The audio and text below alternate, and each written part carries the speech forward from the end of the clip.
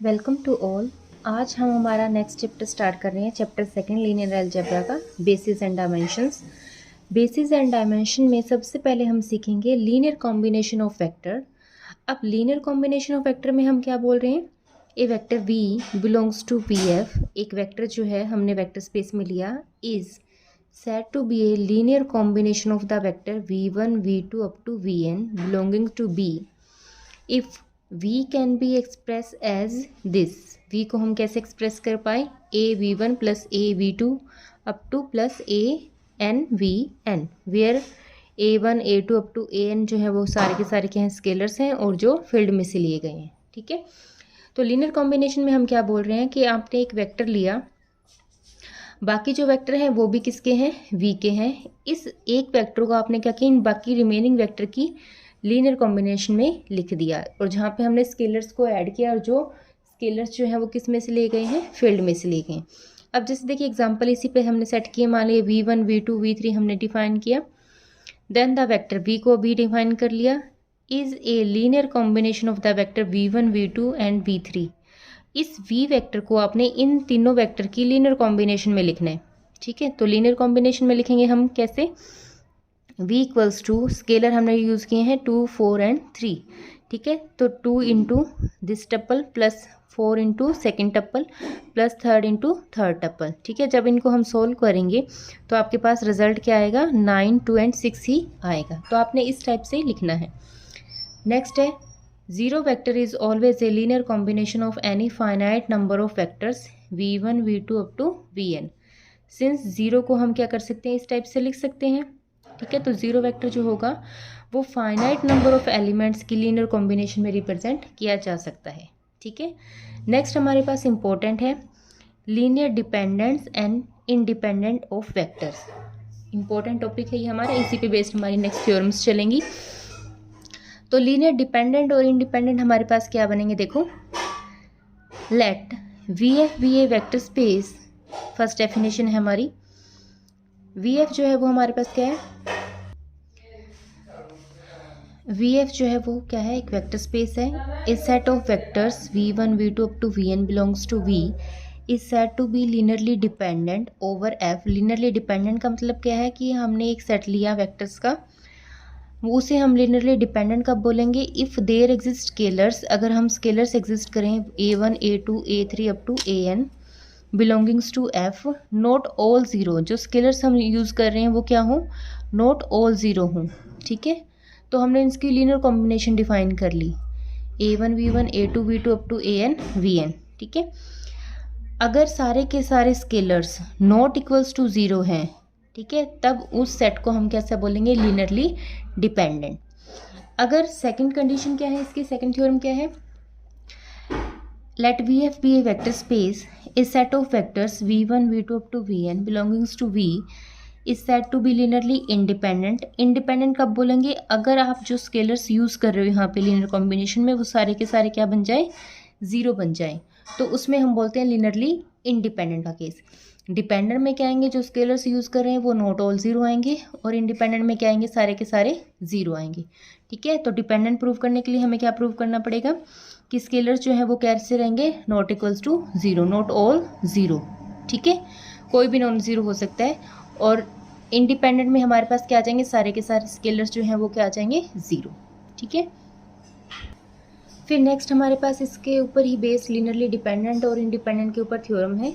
तो first theorem है हमारी, सिंपल सी थ्योरम है, बिल्कुल इजी से प्रूफ है, every subset of linearly dependent, every subset of linearly independent set is linearly independent. जो सबसेट होंगे लीनियरली इंडिपेंडेंट सेट के वो ऑलवेज क्या रहेंगे, लीनियरली इंडिपेंडेंट रहेंगे। ठीक है, तो हमें सबसेट को बताना है, तो सबसे पहले हम सेट को कंसीडर करेंगे।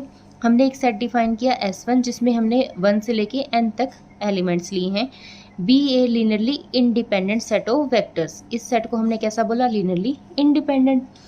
फिर सेकंड सेट हमने डिफाइन किया, लेट S2 जो है उसमें हम क्या लेके चल रहे हैं, v1 v2 up to vr तक। ठीक है, वेयर r जो है वो किससे लेस है, इस n से लेस है, मतलब n जो एलिमेंट हमने लिए थे उसमें से हमने r एलिमेंट यहाँ पे उठा लिए, तो n हमारे पास क्या बढ़ा, और उसका सबसेट जो है उसमें r ही एलिमेंट है। ठीक है, be the subset of S1, ये S1 का क्या है, सबसेट है। अब क्योंकि S1 को हम लिनियरली इंडिपेंडेंट लेके चले हैं तो जो स्केलर्स एग्जिस्ट करेंगे वो सारे के सारे क्या होंगे, ऑल ज़ीरो होंगे। तो हमने क्या किया, इन एलिमेंट्स को क्या किया, S1 के एलिमेंट्स को लीनियर कॉम्बिनेशन में लिख दिया। और क्योंकि हमें गिवन था कि R जो है वो किससे लेस है, इस N से लेस है, सो बाय गिवन रिलेशन क्या डिफाइन कर सकते हैं हम, A1 V1 plus A2 V2 up to AR VR equals to 0 implies AI equal to 0। ठीक है, फॉर ऑल I जो है वो आपका क्या है, 1 से R तक ले लिया, यहाँ तक हमने क्या ले लिया इसे।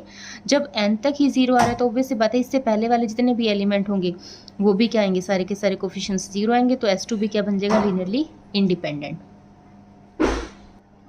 नेक्स्ट हमारे पास है every superset of linearly dependent set of vector is linearly dependent. जो सबसेट होगा लीनियरली इंडिपेंडेंट का वो लीनियरली इंडिपेंडेंट रहेगा, लेकिन जो सुपरसेट होगा लीनियरली डिपेंडेंट वेक्टर्स का वो क्या रहेगा, लीनियरली डिपेंडेंट रहेगा। तो S को हमने डिफाइन किया जिसमें हमने R तक वेक्टर लिए, be a linearly dependent set of vectors. ठीक है, फिर हमने इसका सुपरसेट डिफाइन किया, सुपरसेट में हमने n एलिमेंट्स ले लिए। अब यहाँ पे सुपरसेट की अगर हम बात करें तो n जो है वो ग्रेटर देन होगा किससे, R से। ठीक है, वही चीज़ हमने डिफाइन की, n जो है वो ग्रेटर देन क्या है, R। Be a superset of S1, S2 को हम S1 का सुपरसेट बोल रहे हैं। अब चूंकि हमारे पास क्या रिजल्ट गिवन है, since S1 is a linearly dependent set of vectors therefore there exist scalars A1 A2 up to AR not all 0। क्योंकि ये सेट जो है वो लीनियरली डिपेंडेंट था तो इस सेट में हम अगर स्केलर्स को एग्जिस्ट कर रहे हैं कि स्केलर एग्जिस्ट होंगे तो वो कैसे रहेंगे, नॉट ऑल 0, और वो A1 से AR तक रहेंगे। ठीक है, तो हमने इनकी कॉम्बिनेशन लिख ली और इस इक्वेशन को आपने फर्स्ट बोल दिया कि इक्वेशन दिस जो है ये लीनियर कॉम्बिनेशन जो है वो क्या है, फर्स्ट है। ठीक है, तो जो आपने इक्वेशन फर्स्ट मानी है उसको हम कैसे एक्सप्रेस कर सकते हैं, उसको हम एक्सप्रेस कर सकते हैं A1 V1 plus A2 V2 plus AR VR तक तो हमने लिखा था, फिर आगे R से R के बाद वाली जो टर्म्स आएंगी वो कितनी आएंगी, AR plus 1 VR plus up to AN VN तक। ठीक है, अब देखो AR तक तो सारे के सारे कोफिशिएंट्स क्या है हमारे पास, नॉट ऑल 0 है। इसका मतलब भी ये नॉट ऑल 0 है तो बाकी सारे क्या हो सकते हैं, इक्वल टू 0 होंगे। ठीक है, क्योंकि हमने कॉम्बिनेशन को जब इतना लिखा है बाकी टर्म्स को लिखा नहीं है, इसका मतलब बाकी सारे एलिमेंट्स के कोफिशिएंट्स जो हैं वो क्या रहेंगे, 0 रहेंगे, R प्लस 1 से लेके AN तक। ठीक है, विच शो दैट S2 जो सेट है वो कैसा हो जाएगा, लीनियरली इंडिपेंडेंट, क्योंकि हमने A1 से लेके AN तक, ठीक है, या V1 से लेके VN तक हमने क्या किया, इन सभी को लीनियर कॉम्बिनेशन में लिख दिया।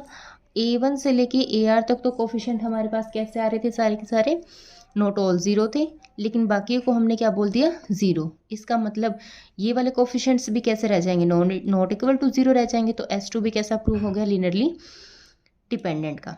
ठीक है, फिर नेक्स्ट हमारे पास है इफ़, नेक्स्ट थ्योरम है, दो लाइन की थ्योरम है, सिंपल से रिजल्ट है। अब आपने ये ध्यान में रखना है कि जो लीनियरली इंडिपेंडेंट का सबसेट होगा वो ऑलवेज लीनियरली इंडिपेंडेंट रहेगा, और जो सुपरसेट होगा लीनियरली डिपेंडेंट का वो क्या रहेगा, ऑलवेज लीनियरली डिपेंडेंट। ठीक है, नेक्स्ट हमारे पास है if a subset S belongings to V1 V2 VN of a vector space VF is linearly independent then none of the vectors of S is a zero vector। अगर हमारे पास एक S set define कर रखा है, n तक element है जिसमें वो कैसा है, लीनियरली इंडिपेंडेंट, तो उसमें से कोई भी वेक्टर जो है वो क्या होगा, 0 नहीं होगा। ठीक है, तो सबसे पहले हमने क्या बोला, लेट VR जो है वो S का एलिमेंट है, बी ए 0 वेक्टर। अब इसमें तो हमने नॉन 0 बोला सारे के सारे, तो हमने क्या किया, इस सेट में से कोई 0 एलिमेंट को उठाया, be the vector of the set S, और R पे कंडीशन क्या है कि R जो आपका 1 से N तक है। ठीक है, देन तो हमने क्या किया, 0 V1 प्लस 0 V2, ठीक है, यहाँ तक हमने लिखा। फिर इसके साथ इस एलिमेंट जो नॉन 0 एलिमेंट है उसके साथ कोफिशिएंट क्या लगा दिया, AVR। ठीक है, प्लस बाकी सभी के साथ हमने क्या किया, इनकी लीनियर कॉम्बिनेशन में स्केलर को क्या ले लिया, 0 ले लिया, क्योंकि सेट कैसा था, लीनियरली डिपेंडेंट का, तो सारे के सारे स्केलर्स क्या होंगे, 0 होंगे। तो हमने एक नॉन 0 लिया है तो उसके साथ कोफिशिएंट भी कैसा ले लिया, नॉन 0 ले लिया। ठीक है। देन फॉर एनी स्केलर, अगर ए को हम क्या बोल रहे हैं, नॉन ज़ीरो है, which show that S is linearly dependent. इसका मतलब अगर ए कोफिशिएंट हमारे पास कैसा आ रहा है, यहाँ पे नॉन ज़ीरो आ रहा है, ठीक है, तो ये पूरा सेट क्या बन जाएगा, लिनियरली डिपेंडेंट का बन जाएगा। लेकिन ये तो कंट्राडिक्शन बनेगी, क्योंकि सेट हमारे पास कैसा गिवन है, लिनियरली इंडिपेंडेंट गिवन है। इसका मतलब none of the vector of S can be a zero vector. तो इस सेट का कोई भी वेक्टर ऐसा नहीं होगा जो ज़ीरो होगा, ठीक है। इस टाइप से आपने देखना है। इसमें सेट में एलिमेंट कैसे दे रखे थे, सारे के सारे सेट के एलिमेंट, सेट को कैसा दे रखा था, लिनियरली इंडिपेंडेंट का। देन हमने बताना था कि none of the vector of S is a zero vector. तो उसके लिए हमने क्या किया, एक नॉन ज़ीरो वेक्टर उठाया। और सेट अगर आपके पास लिनियरली इंडिपेंडेंट का था तो सारे के सारे स्केलर्स क्या होंगे, ज़ीरो होंगे। अब यहाँ पे हमने इस चीज़ को देखना है, अगर ए आर वी आर हम डिफाइन करें या ए वी आर डिफाइन करें, तो इसमें हम क्या लेके चल रहे हैं, वेक्टर हमारे पास कैसा है, ज़ीरो वेक्टर है, ठीक है। वेक्टर को हम ज़ीरो लेके चले। अगर वेक्टर ज़ीरो है तो ये स्केलर कैसा होगा, नॉन ज़ीरो होगा, ठीक है। और जैसे ही स्केलर नॉन ज़ीरो बनेगा तो सेट कैसा बन जाएगा, लिनियरली डिपेंडेंट का, ठीक है। तो इसका मतलब none of the vector of the S can be a zero vector. तो इस सेट के अंदर कोई भी ज़ीरो वेक्टर नहीं होगा, ठीक है। देन हमारे पास नेक्स्ट थ्योरम है, इंपॉर्टेंट है नेक्स्ट भी, छोटी छोटी थ्योरम्स है इस चैप्टर की। If a set of n+1 vectors where v1 v2 vn से एंड v, ठीक है, इज लिनियरली डिपेंडेंट, ये जो सेट है वो लिनियरली कैसा है, डिपेंडेंट है। And v1 v2 vn is linearly independent. n तक तो जो सेट दे रखा है वो लिनियरली इंडिपेंडेंट है, और n में जैसे ही हमने एक एलिमेंट ऐड किया, n+1 वेक्टर ऐड किया, वो कैसा है, linearly dependent. Then v is a linear combination of the vector v1 v2 up to vn। तो ये जो v होगा वो बाकी रिमेनिंग एलिमेंट की लीनियर कॉम्बिनेशन में लिखा जाएगा, ठीक है। तो इसके लिए देखिए, सबसे पहले हम क्या करेंगे, इफ v1 v2 vn तक, ठीक है, और इंक्लूडिंग v, ये सेट हमारे पास कैसा है, लिनियरली डिपेंडेंट दे रखा था। तो इसमें जो स्केलर्स एग्जिस्ट होंगे वो सारे के सारे कैसे होंगे, नॉट ऑल ज़ीरो। तो हमने वही किया, इसको स्केलर का लीनियर कॉम्बिनेशन में लिखा, a1 v1 plus a2 v2 plus an vn plus a v equal to zero. Equation first आ गई। तो स्केलर्स जो है वो कैसे, नॉट ऑल ज़ीरो। अब हम केस कंसीडर करेंगे। फर्स्ट केस को हम कैसा लेके चल रहे हैं, अगर मान लीजिए हम a को नॉट इक्वल टू ज़ीरो लेके चल रहे हैं, इस a को नॉट इक्वल टू ज़ीरो लेके चल रहे हैं, देन इस टर्म को हम एक तरफ रखेंगे, बाकी सारी टर्म को शिफ्ट कर देंगे, ठीक है।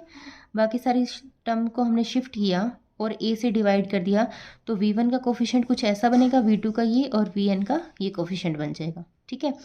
इसका मतलब a1 v1 ये सारे के सारे क्या थे, नॉट ऑल ज़ीरो थे। इसका मतलब ये कोफिशिएंट भी क्या रहेंगे, नॉट ऑल ज़ीरो रहेंगे, ठीक है।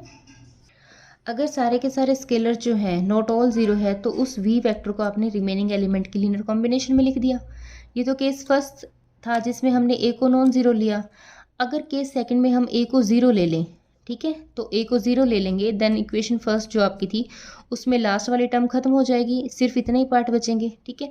और इसमें सारे के सारे जो स्केलर्स हैं वो कैसे दे रखे हैं, नॉट ऑल ज़ीरो दे रखे हैं, ठीक है, आर नॉट ऑल ज़ीरो। ये इक्वेशन नंबर 2 आ गई। इसका मतलब एंड ये जो सेट था v1 v2 vn जो हमें डिफाइन किया था स्टेटमेंट में, वो कैसा सेट था, लिनियरली इंडिपेंडेंट सेट था।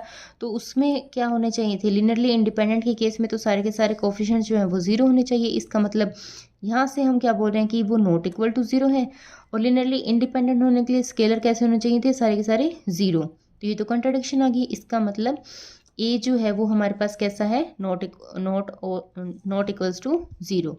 तब हम v को कैसे लिख सकते हैं, linear combination of the remaining elements, ठीक है। तो इस टाइप से आपने देखना है।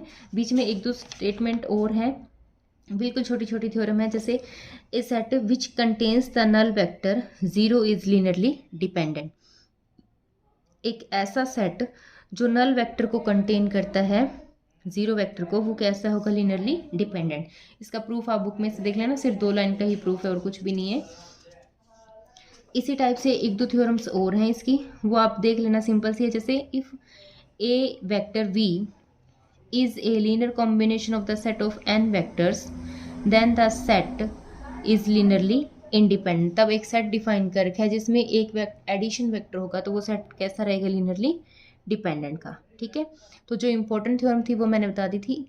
अब इसमें कोई भी आपको प्रॉब्लम आएगी वो हम कल डिस्कस करेंगे। Thank you.